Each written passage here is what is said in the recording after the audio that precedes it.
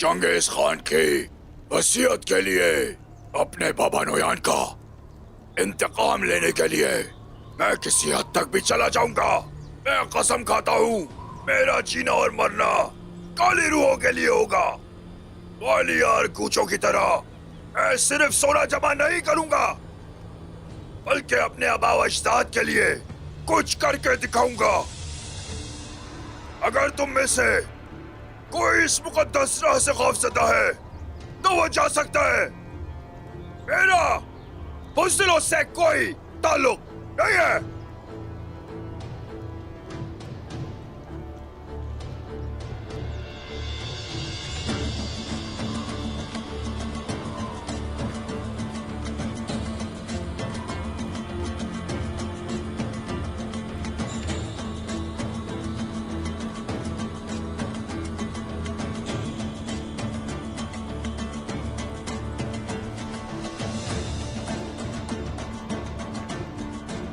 रूहों का गज़ब तुम्हारे साथ रहेगा।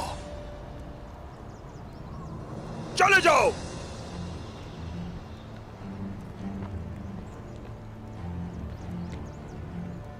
इन सब ने चंगेज खान के कानून को तोड़ा है। इन्हें बहुत ही मुनासिब तरीके से रवाना कर दो। जमुआ,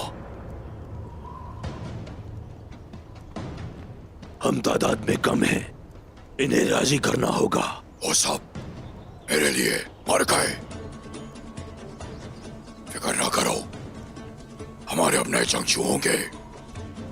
चंगेज खान के कानून के लिए मेरा नया जंगजू